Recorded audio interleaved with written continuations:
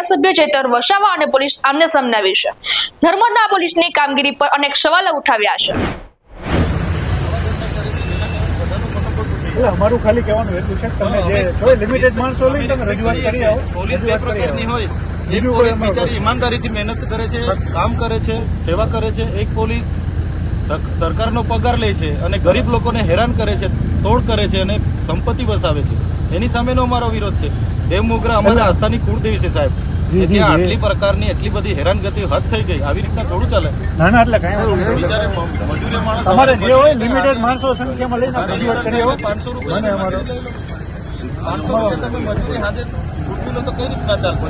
ખેડૂત પાણી વાળવા જાય એના પર દંડ ઉઘરાવો, લગ્નમાં જાય એના પર દંડ ઉઘરાવે, છોકરાઓ ભણવા જાય એના પર દંડ ઉઘરાવે। કરોડોની તો અહીંયા ગ્રાન્ટ નથી આવતી ને કરોડો રૂપિયામાં તમે દંડ ઉઘરાવો, તે થોડું ચલાવવાનું છે અમારે? તમે ઉમરવાના લોકોએ 3 દિવસ પહેલા 4 ટ્રકને એક પોકલેન તમને હોપી ગયા, એમને કેમ તમે દંડ નહીં કર્યો? એમને કેમ રાતોરાત છોડી દીધા? તમારે જેમને રજૂઆત કરવાની છે અમારા ઉપરી અધિકારીને એમને કરી દો। રિક્વેસ્ટ કરીએ છીએ અમે, શાંતિ સુલેમાં માનીએ છીએ। આપ જાઓ, હું ક્યાં તમને ના પાડું છું કે એવું કઈ અટકાવતા નથી, પણ લિમિટેડ માણસોમાં તમે જાઓ એટલે બધું જળવાય જાય, અમારી વ્યવસ્થા જળવાય જાય, તમારી રજૂઆત થઈ જાય।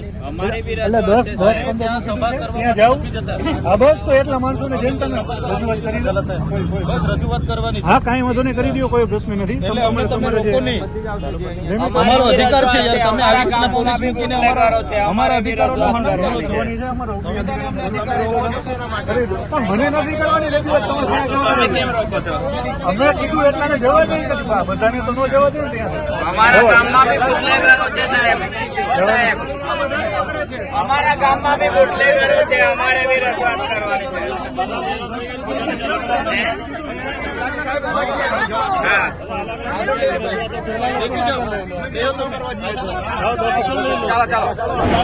માટે જાય છે, મજૂરી માટે જતો હોય, પોતાનું ઘર-બાર ચલાવવા, કોઈ કોલેજમાં જતા હોય, કોઈ વળી જાનમાં જતા હોય, લગ્નમાં ચાંદલો કરવા જતા હોય, કોઈ ખેડૂત પાણી વાળવા જતો હોય। તો આ નર્મદા જિલ્લો ગ્રામ્ય વિસ્તાર હોવા છતાં ઘણી જગ્યાએ ચેકપોસ્ટો બનાવીને નર્મદા પોલીસ દ્વારા એને દંડ ફટકારવામાં આવે। આપણે કે કોઈ પીધેલો હોય, હેલ્મેટ નહીં પહેરે, એને દંડ આપો, અમને કોઈ વાંધો નથી, પણ બિચારો મજૂરીએ જતો હોય, એ સાંજે 500 રૂપિયા ઘર કમાઈને ઘર ચલાવવા માટે આવતો હોય, એને બી ઉભા રહીને દંડ ફટકારવામાં આવે। દંડના મંથલી અમે રિપોર્ટ જોયો તો કરોડોમાં દંડ ઉઘરાવવામાં આવ્યો। તો નર્મદામાં તો કેવી એટલી રોજગારી છે કે કેવા એટલા માલદાર છે, તો આટલો બધો દંડ ઉઘરાવવામાં આવે અને નાના માણસોને ટાર્ગેટ કરવામાં આવશે। વીઆઈપી લોકો કેવડિયા આવે છે એને કોઈ પૂછતું નથી, પણ દેવ મોગરા ખાતે દર્શનાર્થે આવે એની ઇકો બી મૂકી દેવામાં આવે, ફેમિલી હોય એને બી જેલમાં નાખવામાં આવે, 4 વ્હીલ બી મૂકી દેવામાં આવે। તો આ ક્યાંનો ન્યાય છે? એટલે આપણે આજે પોલીસ અધિક્ષકને ધ્યાન દોર્યું છે કે આ પોલીસની હેરાનગતિ અટકાવવામાં આવે અને આ રેગ્યુલર દંડ તો આટલો થાય જ છે, પણ કેટલી પોલીસ તોડબાજી પણ ઘણી કરે છે। તો અમને કોઈ ચેકપોસ્ટ ગામમાં જોઈતા નથી, તમે બોર્ડર પર ચેકપોસ્ટ બનાવો, બોડી કેમેરા હાથે ચેક કરો, અમને કોઈ વાંધો નથી। એક રજૂઆત હતી। બીજી રજૂઆત કે ઉમરવા ગામે જે એસબી કન્સ્ટ્રક્શનના નામે જે કોન્ટ્રાક્ટ આવ્યા છે ભાવનગર રાજકોટ બાજુથી, એને ઉમરવા ગામના લોકો રજૂઆત લઈને આવ્યા છે। તો ગામમાં કોઈને પૂછ્યા વગર, રોયલ્ટી વગર પૈસા એક લાગે છે, કોઈ પણ રેતી કંકર નીકળે એની રોયલ્ટી ગ્રામ પંચાયતને જમા કરવી પડે, સરકારને જમા કરવી પડે। એટલી બધી મંટોળું ત્યાં ખોદી નાખ્યું, એના પ્રોજેક્ટમાં નાખ્યું, 18 કરોડનું મંટોળું ખોદી નાખ્યું।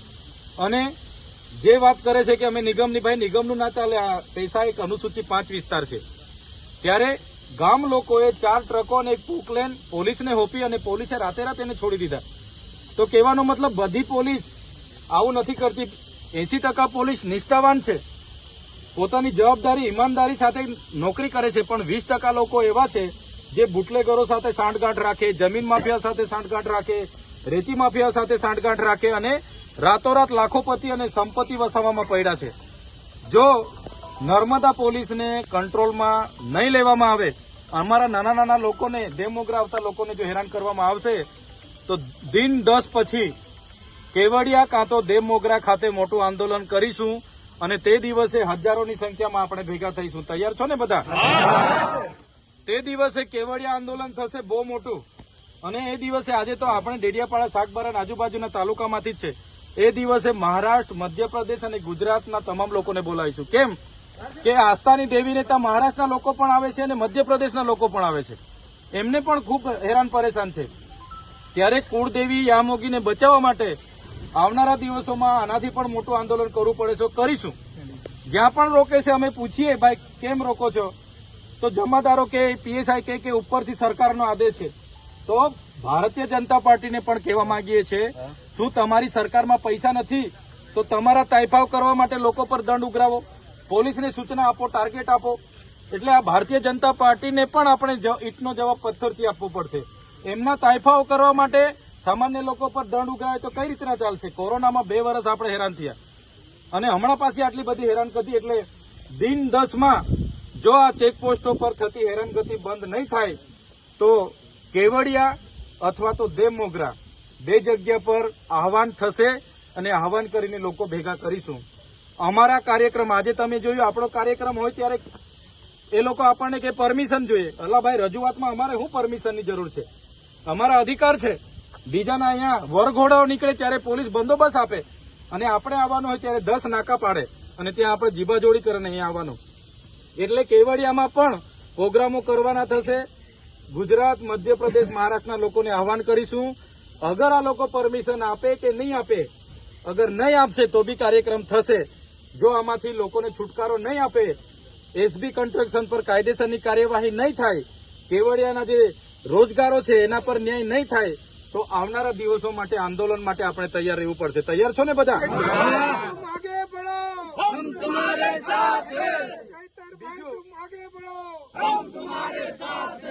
આવનારા દિવસોમાં નર્મદા ડેમના નામે આખા ગુજરાતમાં સરકાર બને, દેશમાં સરકાર બને છે.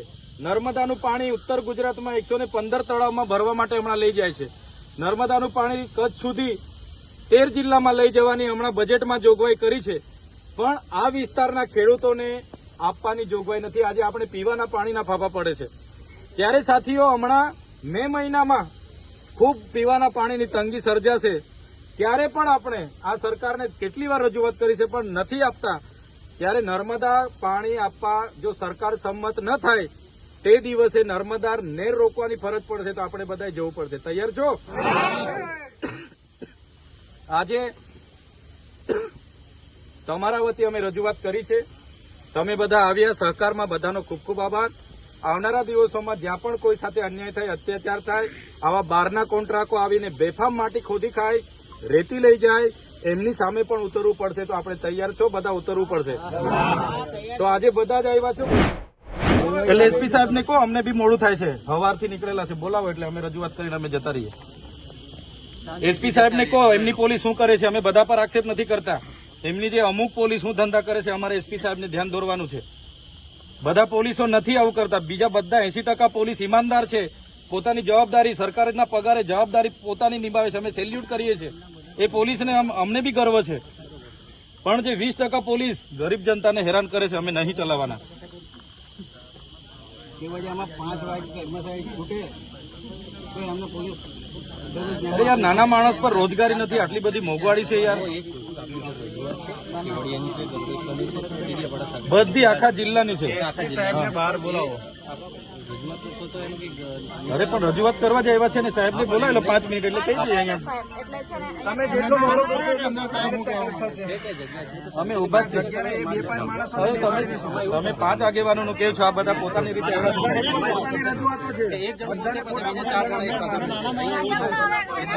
એવું નથી બેન, અમે બધા રજૂઆત જ કરવા આવ્યા છે. અહીંયા સાહેબ સાંભળી લેશે. અમારી એમના વતી અમે આગેવાનો જ રજૂઆત કરીશું ને. પ્રતિનિધિ તરીકે ભલે નાના સાહેબ બોલાયેલો. બધાનો બધા દુઃખી છે. પોલીસથી નર્મદાની 60% પ્રજા દુઃખી છે. ખુલ્લા મને સાહેબ જોડે ચર્ચા કરી. ખુલ્લા મને જ એટલે સાહેબ મીડિયા વાળા બી સાંભળે, તમે બી સાંભળો, સ્ટાફ વાળા બી સાંભળે. અમે કહીએ એટલે મીડિયાને થોડી ખબર પડે અંદર જઈને અમે 5 જણ. નાના સાહેબ 5 મિનિટ બોલાવી લો. સાહેબને અમે રિસ્પેક્ટ કરીએ છીએ. 5 મિનિટ સાહેબ અમને આપે, વાત કરી લો. અમે રજૂઆત કરીને જવાના છે. અડધો કલાક આપવા માટે ખાલી વધારો શક્તિ છે તો અમે બી માતાજી પાસે શક્તિ માંગવા જ આવીએ છીએ, પણ ત્યાં પણ હેરાન કરવાનું. આટલી બધી હેરાનગતિ થોડી ચાલે યાર. ને અમે તો જોઈએ છે આ 10 નાકા તમારા છે ને, રાતે ઉભા રાખીને તોડ જ કરે. એક બી જણ રાતે, હવે રાતે પોલીસને કોણે અધિકાર આપ્યો? તમારા અહીંયા કેમેરા, બોડી કેમેરા તો રાખતા નથી. લગાવો ને બોડી કેમેરા, આપો દંડ. કોઈ ફરજિયાત નહીં સાહેબ. તમે બધા ફોટા વિડીયો હા આવું થોડું એકદમ લૂંટણી રોડ થોડી ચાલે યાર.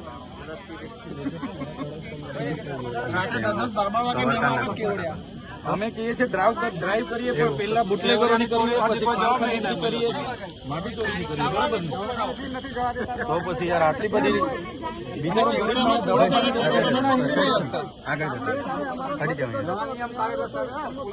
કરે ને. એક તો રોજગારી નથી, માણસ જેમ તેમ મજૂરી કરીને જીવે છે એમને બી આટલી બધી લૂંટ.